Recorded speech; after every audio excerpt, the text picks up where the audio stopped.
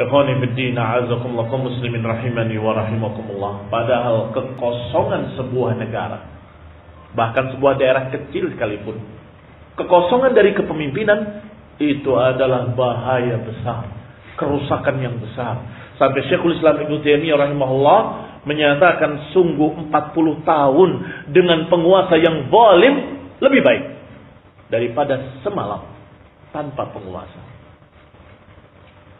Dan terbukti ucapan para ulama bahwa 40 tahun dengan penguasa yang zalim itu lebih baik daripada sehari tanpa penguasa. Itu sangat terbukti. Sebagaimana kejadian di Sudan. Di Sudan itu penguasanya kejam, membunuh, membantai, menggantung, menembak. Sekian ratus orang dibunuh. Hampir tiap hari ada yang dibunuh. Di lapangan, digantung, diumumkan, terlihat jelas. Tetapi ketika masyarakat tidak sabar kemudian memberontak, melawan, kemudian terjadilah kekacauan dan tidak ada pemimpin, korbannya 2 juta orang. 200 dengan 2 juta banyak mana? Siapa yang terbunuh dan siapa yang membunuh? Yang terbunuh tidak jelas kenapa dibunuh. Yang membunuh tidak tahu kenapa dia membunuh. Salah seorang mereka berkata, sungguh demi Allah, ketika aku keluar dari rumah, aku melihat orang manapun aku curiga. Ini siapa? Kalau dia memasukkan tangannya ke dalam bajunya, langsung aku mengeluarkan senjataku. Aku bunuh dia. Ditanya, engkau membunuh dia kenapa? Tidak tahu. Karena saya khawatir kalau saya tidak bunuh dia, dia bunuh saya. Bisa dibayangkan kekacauan yang terjadi di Sudan. Terbunuh dalam keadaan tidak tahu kenapa dibunuh. Dan membunuh dalam keadaan tidak tahu juga kenapa dia membunuh. Karena chaos. Karena tidak ada pemimpin. Karena terjadi kekacauan, perpecahan sekian kelompok.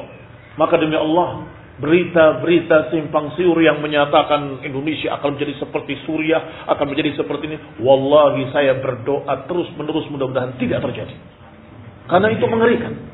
Perpecahan seperti itu akan mengorbankan sekian banyak kaum muslimin. Karena negeri ini negeri muslimin terbesar.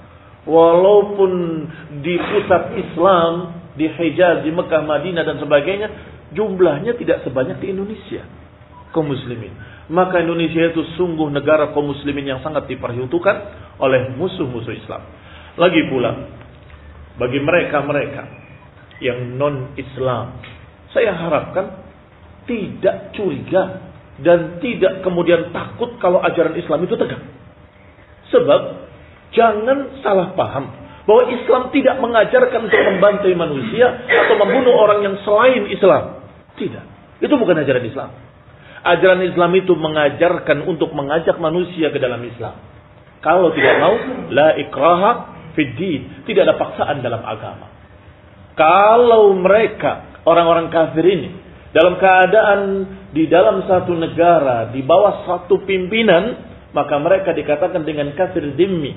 Kafir yang terlindungi. Kafir yang tidak boleh ditumpahkan darahnya. Demikian pula orang kafir yang beda negara dan beda pimpinan. Kalau ada perjanjian damai untuk tidak saling mengganggu, juga dalam Islam diajarkan untuk tidak menumpahkan darah mereka. Ajaran Islam ini ajaran yang paling adil, yang paling mulia. Hanya saja mereka tidak membaca hadis Rasulullah SAW yang sahih. Man qatala mu'ahidan lam yarih raihatal jannah. Siapa yang membunuh kafir yang terikat janji, maka mereka enggak akan mencium bau surga. Mencium bau surga saja tidak. Kalau membunuh seorang kafir mu'ahad.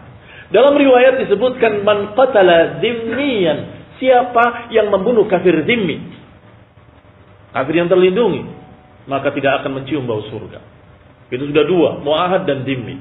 Yang ketiga, kafir sebagai tamu juga tidak boleh diganggu. Ajaran Islam ajaran yang mulia dan ajaran yang mengajarkan kita untuk bersikap baik pada tamu. Bahkan dikatakan man kana yu'minu billahi wal yaumil akhir hal yukrim dhaifahu. Siapa yang beriman pada Allah dan hari akhir, hendaklah dia memuliakan tamunya, menghormati tamunya. Bagaimana kalau orang kafir? Kita bacakan dengan hadis. Rasulullah SAW didatangi 2 tamu. Ternyata 2 tamu ini utusan Musailamah Al-Kadzdzab. Musailamah Al-Kadzdzab adalah nabi palsu yang mengaku sebagai nabi. Datang dua orang ini berkata, kami diutus oleh Nabiullah Rasulullah Musailamah kepada Rasulullah Muhammad untuk kita bagi tugas. Di sini wilayah kami dan di sana wilayah kamu. Kami sama-sama diutus oleh Allah. Bagaimana tidak marah Rasulullah SAW? Rasulullah sangat marah. Tetapi lihat hadisnya. Rasulullah SAW menyatakan dalam marahnya adalah, Wallahi, lau kuntu qatilan wafdan laqataltukuma. Demi Allah, kalau boleh membunuh tamu, aku akan bunuh kamu berdua. Diusir, pergi mereka, disuruh pulang, tetapi tidak dibunuh. Dan kalimatnya, kalau aku boleh membunuh utusan, aku bunuh kamu berdua. Maka alhamdulillah hukum Islam ini tidak berbeda dengan hukum positif seluruh dunia.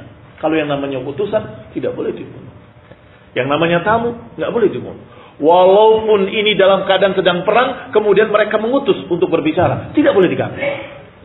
Masya Allah, agama yang sempurna, agama yang adil.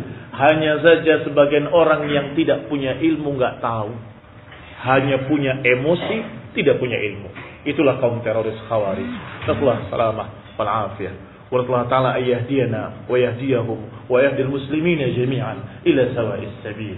Kita berharap pada Allah Subhanahu wa taala untuk memberikan hidayah kepada kita dan mereka dan seluruh kaum muslimin kepada Islam yang benar, sehingga mereka tahu betapa indahnya Islam, betapa rahmatnya Islam, betapa adilnya Islam.